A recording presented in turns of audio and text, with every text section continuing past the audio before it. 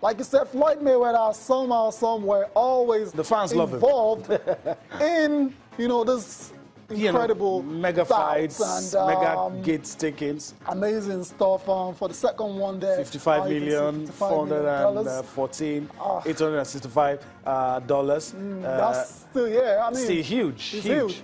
And Canelo, like we said at the start, and versus Gennady Golovkin, that one raking in $27 million. And all this just tells you, I mean, there's been put out there, about the death of boxing. I mean, but when you see these numbers, I mean, it's very hard, to argue in favor of that.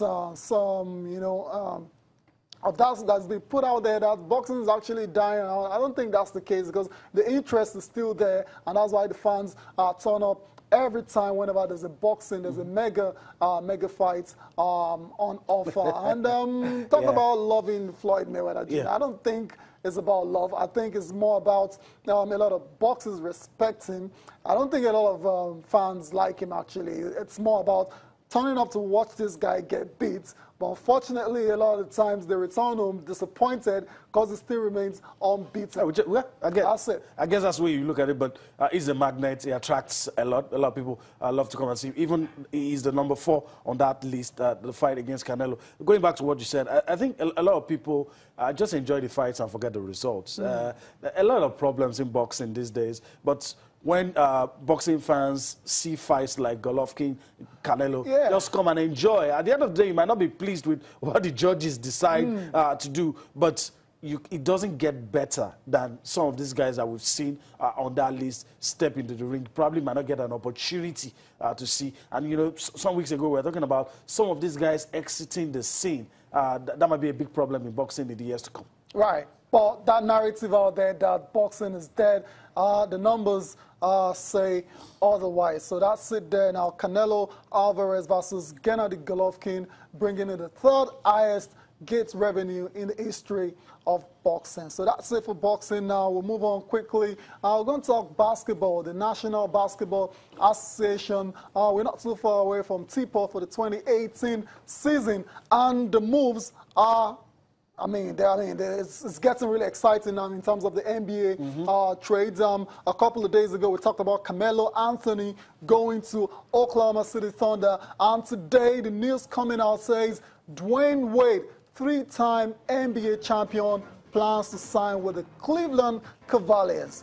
And I mean, that's just incredible. Dwayne Wade trying to reunite with LeBron James. He plans to sign with the Cavs once it clears waivers on Wednesday. Wade was agreed a contract buyout with the Chicago Bulls on Sunday. Will be an unrestricted free agent and will sign a 1-year deal, veterans minimum deal to reunite with LeBron James. I beg your pardon. So this is, I mean, LeBron, did you see this coming?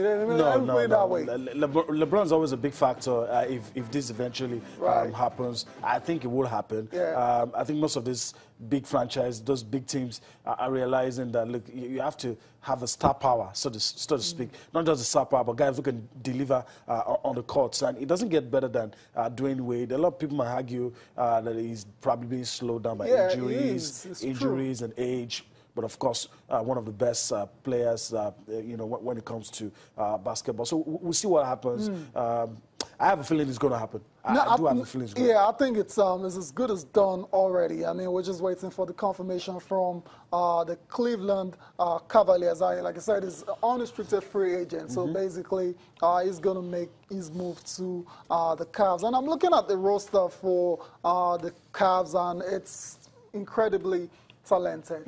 LeBron James, obviously. They still got Kevin Love. They've got J.R. Smith, Tristan Thompson. They've got Derrick Rose as well, too, from New York. And they've got Isaiah Thomas. And now they've got Dwayne Wade. And it looks like the Cavs are going all out this season to try and, reclaim that title they lost to the Warriors in June. Yeah, and I think what's going to work for them is that there will be no question who the main man is. I think that's the problem most basketball teams have. There's going to be a question. You guys are all stars, but we're going to depend on this guy for this. This guy's going to be the main man for this. I think when all that is settled, you really don't have problems. So you don't see any issues with Wade fitting in that side? I don't know. They did it. Even Chris Bosh was, I think, was talking about Kyrie Irving, and he said, "Look, when you have LeBron in your team, you have to be able to transform into something else and allow him to be the man." And so I guess these guys will just let LeBron. LeBron is still the main man. Still the main man any day. Yeah. Right. I feel so. Okay.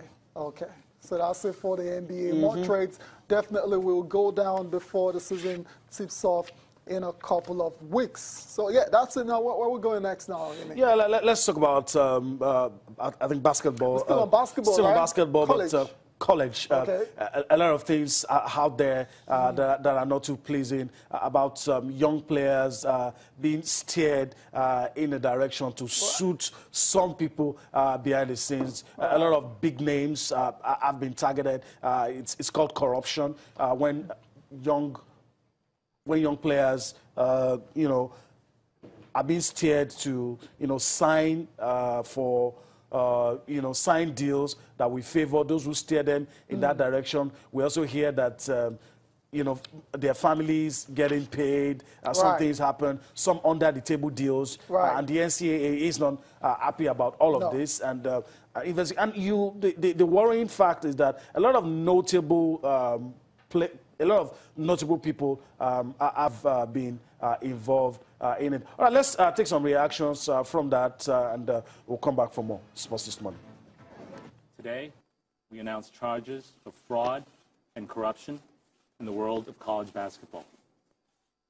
The picture painted by the charges brought today is not a pretty one. Coaches at some of the nation's top programs soliciting and accepting cash bribes. Managers and financial advisors circling blue-chip prospects like coyotes, and employees of one of the world's largest sportswear companies secretly funneling cash to the families of high school recruits. In all, we have charged 10 people in 3 separate complaints. 4 college basketball coaches, 3 people associated with professional managers and advisors, and 3 with ties to the major sportswear company, including its global marketing director for basketball. These men allegedly participated in two different but related schemes. In the first, college coaches took cash bribes from managers and advisors in exchange for directing players and their families to those bribers.